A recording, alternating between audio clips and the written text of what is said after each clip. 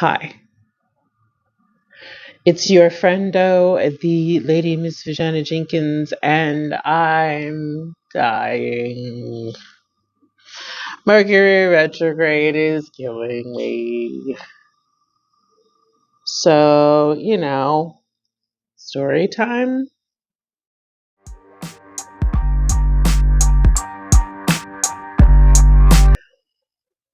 Okay, so look, Mercury retrograde is not actually killing me. I am not dying, except for in the sense of you know, birth, growth, maturation, death, decline.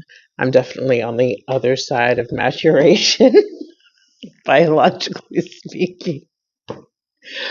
But Mercury retrograde right now uh, has me feeling all of the different kinds of ways. All of the different kinds of ways, I'm going to use my words, are brain fog, derealization, and depersonalization. As if I'm behind a paywall.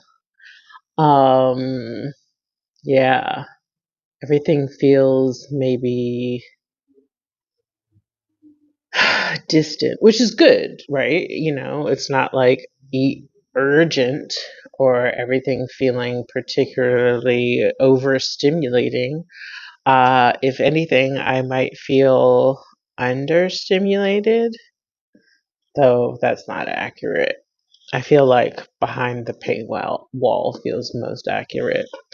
But yeah, I wanted to talk about how Mercury retrograde is hitting me. I wanted to share strategies for how you might understand how Mercury retrograde is affecting your life. And a secret third thing, because I like things in threes, but right now my brain is not working, so you make it up. A third thing. I'm so tired. But also, I show up for myself. I show up for the things that I say are important to me, and I show up for my goals. And one of my goals is to release a new YouTube video every Wednesday. I'm fulfilling my goals, even though I'm dying. Sorry. I know it's not that funny. I'm tickled by it. My brain just looks like it just feels like I was going 80 miles an hour, not too fast, just at a nice clip. And then all of a sudden, the engine turned off and I'm just kind of coasting on the momentum of past me. So thank you, past me, for forging some habits that allow me to be here today and to fulfill my goals. So anyway, yeah, that is part of how it feels. Um, Other ways that it feels, yeah, the derealization part is really, really hitting me. And that's like a therapy speak, psych term kind of thing.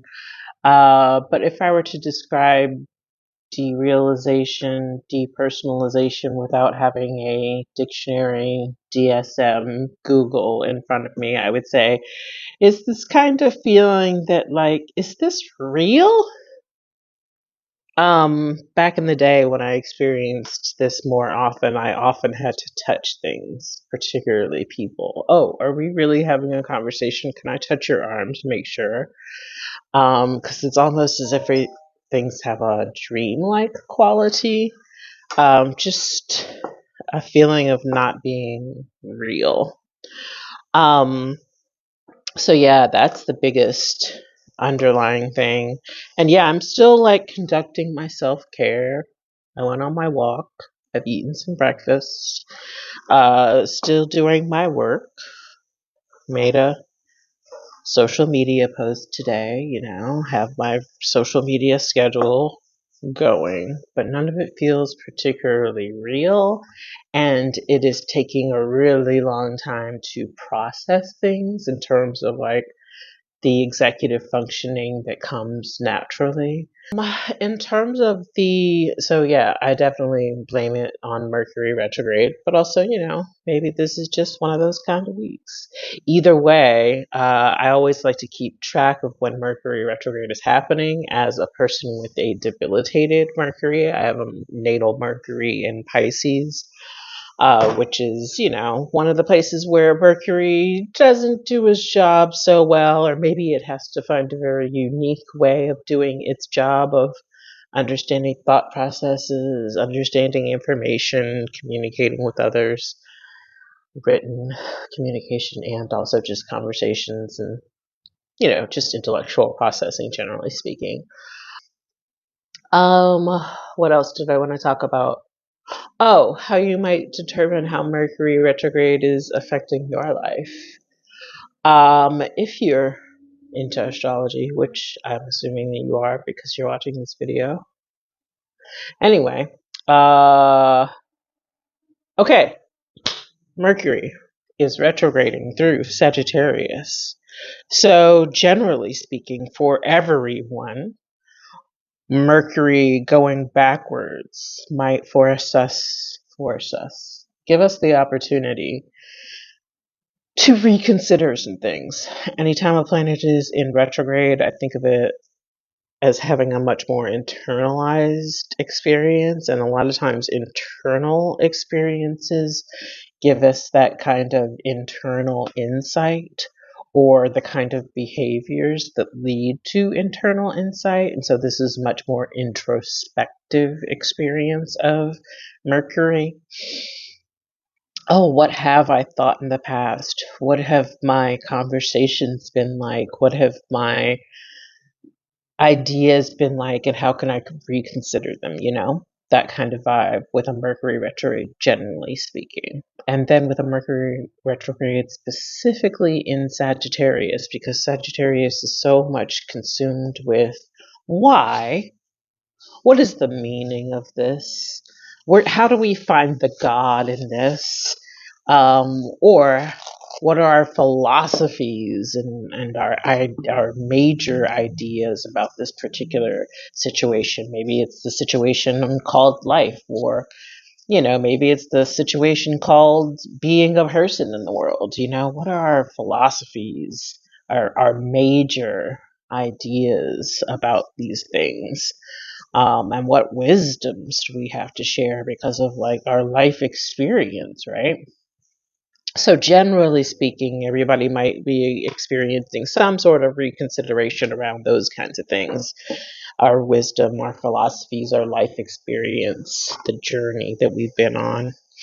But then how you can know more about how it affects you personally is thinking about where you have Sagittarius in your chart. One of the 12 houses. That's one of 12 different areas of life. So for me, I'm a Sagittarius rising. So I have Sagittarius in the first house, and this is definitely affecting my sense of self. I feel slow. I feel as if I am reconsidering what I thought I had in terms of just native, I don't know the word that I'm looking for, intelligence, wisdom, my way of processing things in the world.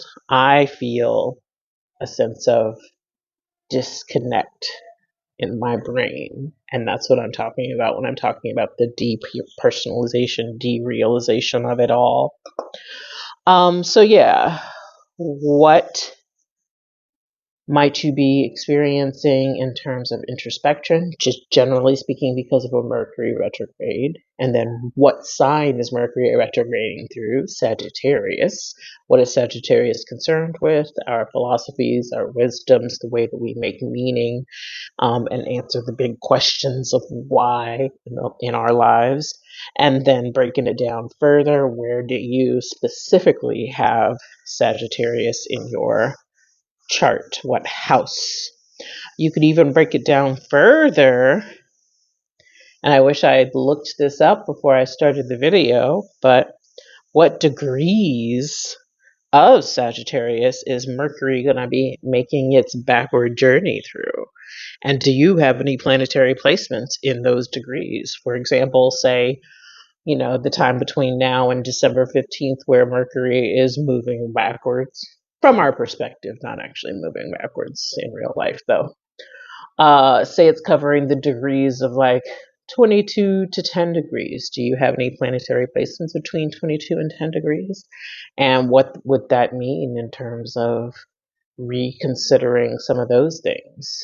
Uh, if Mercury is retrograding and it happens to touch your sun, how should you be reconsidering your motivations? If Mercury is retrograding and it happens to touch your Venus, how could you be reconsidering how you relate to and love other people, or just your values, generally speaking? So those are some things to think about. Pause.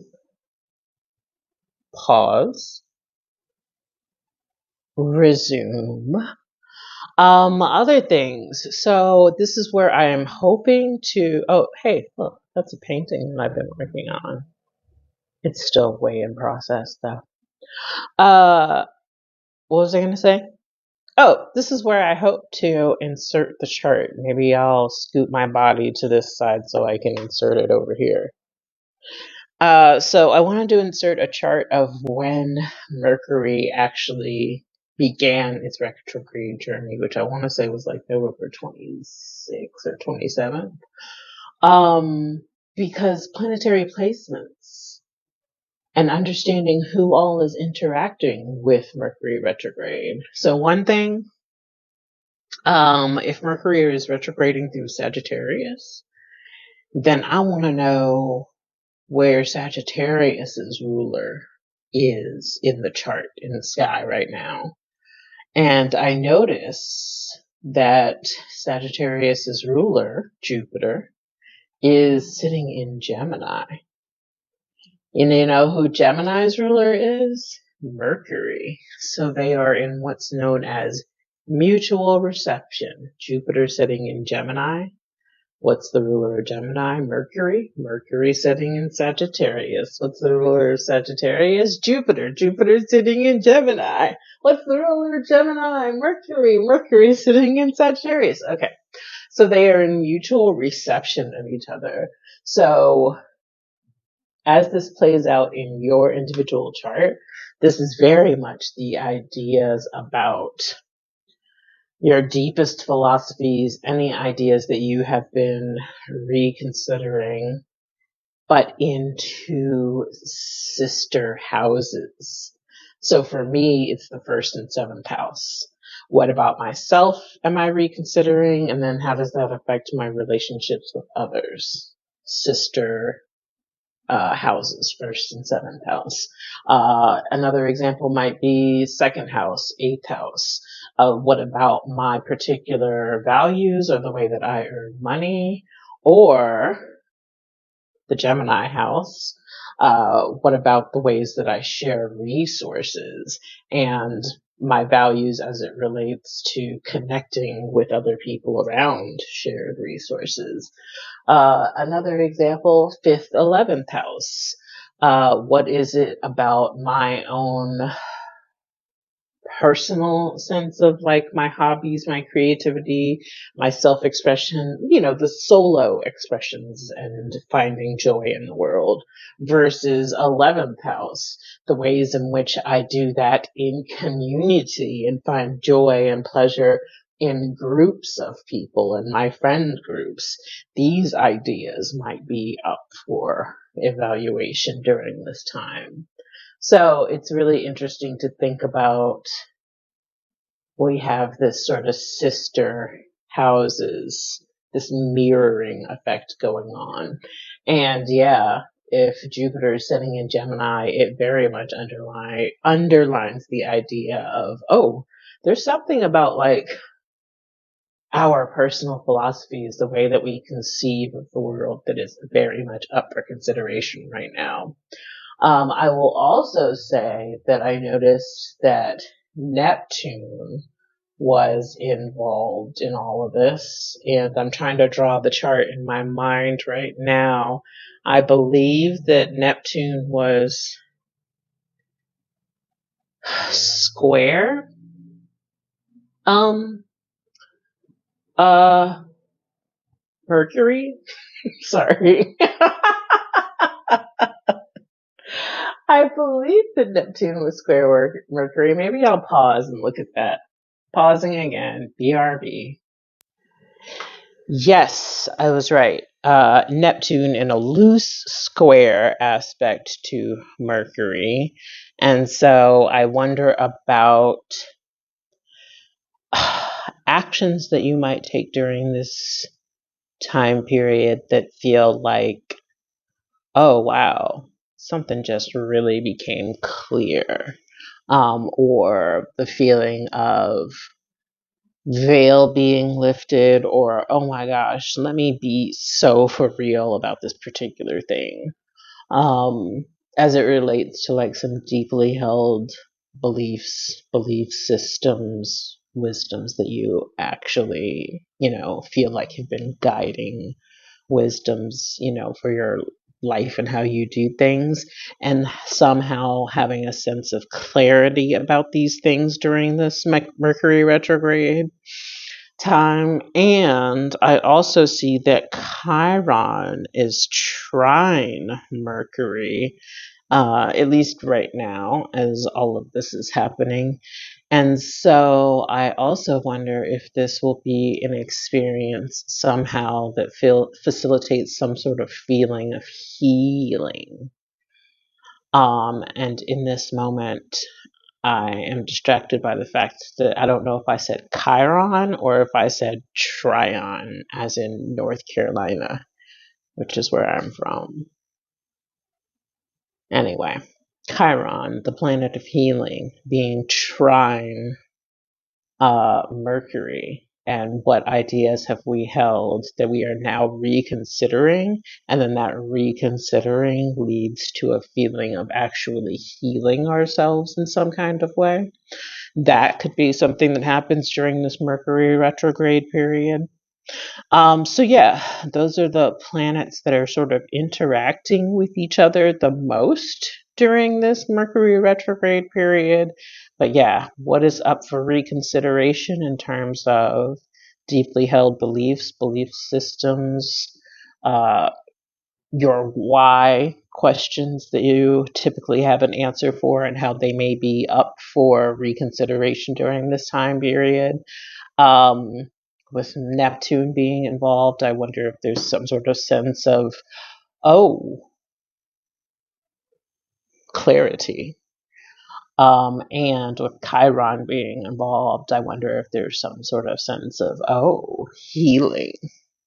So, yeah, that's all that I have in terms of what is happening in the sky and in terms of what is happening in my brain.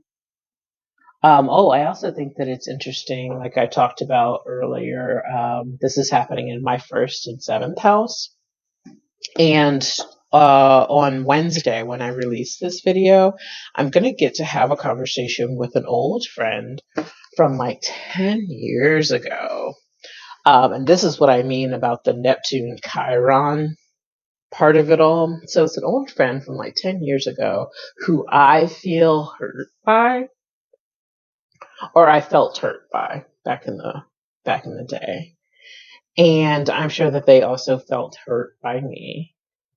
We had not a falling out, but a falling away. We're going to have a reconnection conversation and share, how our life journeys have been over the last 10 years. And I'm really looking forward to that conversation because I've been curious about their life. And I want to see if we can talk a little bit about, how we fell away from each other and get some clarity there. So again, this feeling of getting some clarity, a veil being lifted, getting to dispel some illusions, breakdowns of disillusionment, this is happening in my first and seventh house, so myself and how I relate to other people. And with Chiron being there, I'm really hoping that this conversation leads to a bit of healing. And so, yeah, that's something that I'm looking forward to today when this video is published. So if you're watching this video on Wednesday, December, whatever the hell day it is, wish me luck in that conversation. I believe that's everything that I have to say in this moment. I appreciate you so much for watching. I'm sorry that this video is a little bit more disjointed than normal, but please know that I am here. If you have any questions, concerns, want to chit chat about the astrology of it all, and there will be better or different, we'll say different videos in the future. But either way, I promise to always show up for you and myself every Wednesday. All right. If you have not subscribed, please subscribe. If you have not told your friends to subscribe, please tell them hoes. Tell them hoes to pull up. Anyway, okay. I might need to take a nap. Okay, I love you. Goodbye.